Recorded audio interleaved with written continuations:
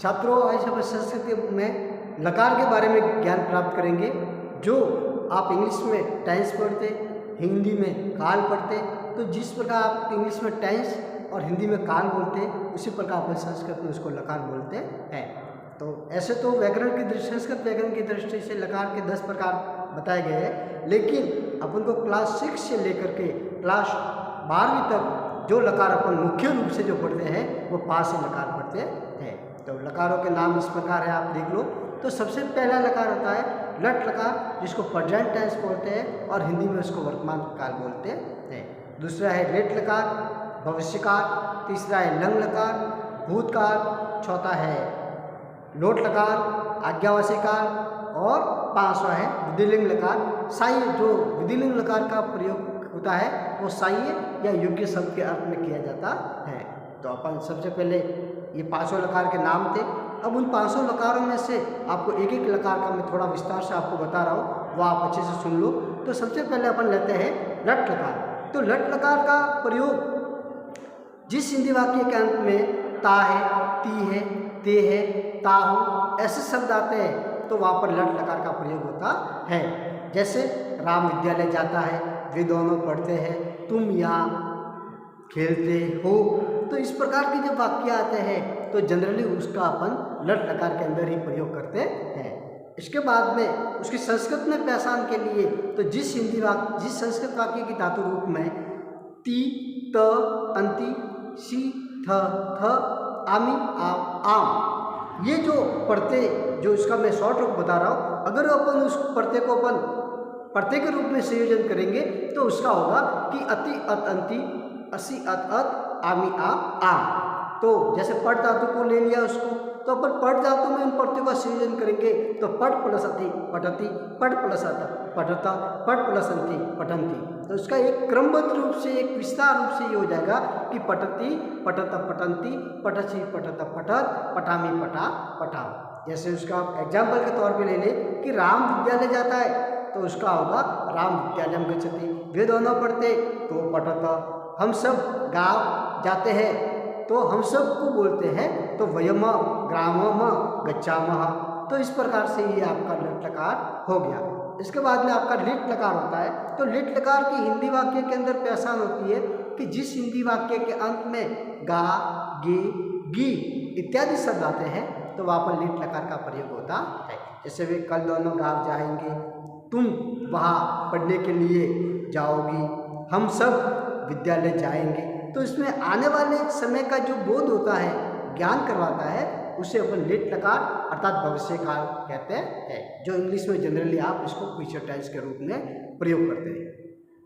तो उसका जो धातु रूप होती है तो इसमें इस्य या श्रेय शब्द का होता है। तो संस्कृत में लिट लकार में उस शब्दों के अंदर जो धातु रूप होती है उसके प्रत्यय के अंदर इसी या श्रेय शब्द का प्रयोग होता है। जैसे पट प्लस इष्यति, इष्यत, इष्यंति, इष्यसि, इष्यत, इष्यत, इष्यामि, इष्या, इष्या।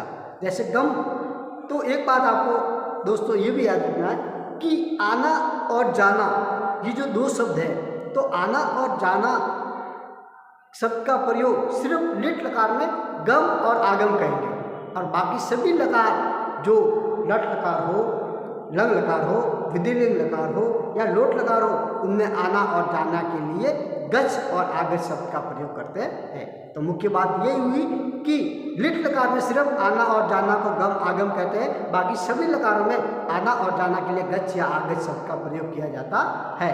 तो जैसे वह विद्यालय जाएगा तो स विद्यालयम गमिष्यति, हम दोनों वहाँ पढ़ेंगे तो हम दोनों तो आवाम तत्रम पठिष्यावः, आमी, आम, तो पठिष्या।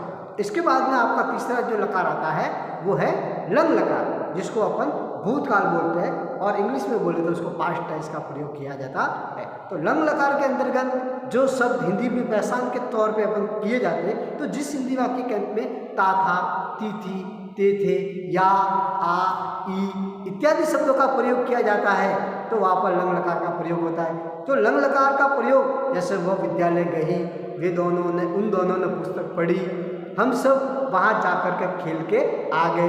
तो जो काम हो चुका है, बीत चुका है, उस शब्द के लिए अपन लंग लकार का प्रयोग किया जाता है या करते हैं। और इसकी संस्कृत में पहचान ये होती है कि लंग लकार की धातु में सभी धातु रूप के आगे अ या आ वर्ण का प्रयोग होता है। तो अ प्लस धातु प्लस अत, तो उसकी जो लंग लकार की जो परते होंगे वो इस प्रकार होंगे अत, अताम, अन, अ, अतम, अत, अम, आ, आम। तो इसका शॉर्ट फॉर्म होगा अतम मत अमावाम। अतम मत अमावाम का मतलब अत, अताम, अन, अ, अतम, अत, अम, आ, आम।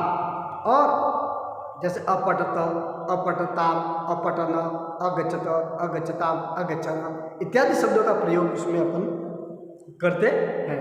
तो ये हो गई। जैसे एक वन में एक कौवा था, तो था मतलब इसका मतलब क्या था, यानी विश्व का काल बताता है। तो इसका मतलब होता है कि एकस्मिन् काले एक कानने एक वन है इत्यादि किमपि, आप कुछ भी कहो, संस्कृत में शब्दार्थ के ऊपर भी आपका फोकस होना चाहिए। जिस संस्कृत पढ़ने के लिए जितनी अपन की वोकैबुलरी शब्दार्थ ज्ञान जितना अपन का मजबूत होगा उतना ही अपन उस संस्कृत में अपन माहिर हो जाते हैं। तो सबसे पहले तो जैसे एक वन में एक कौवा था, तो एकस्मिन् काले एक वने काक आसित या वसति समः रहता था।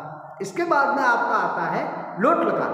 तो लोट लकार का प्रयोग आपको किया जाता है जनरली आज्ञा देने में, और आज्ञा देने के लिए हमेशा बड़ा व्यक्ति होता है वो छोटे को ही आज्ञा देते हैं, न कि छोटा व्यक्ति बड़े को आज्ञा देते हैं। और जनरली लोट लकार में तवम, युवाम, यम, तुम दोनों, तुम सब, इन शब्दों को जनरली ज़्यादातर यूज होता है, उपयोग होता है। जैसे तुम दोनों यहाँ आओ, तुम दोनों खेलो, तो ये सब खेलना, यहाँ आना, ये सब आज्ञा दी है और किसी बड़े व्यक्ति के द्वारा ही किसी छोटे व्यक्ति को आज्ञा दी गई है।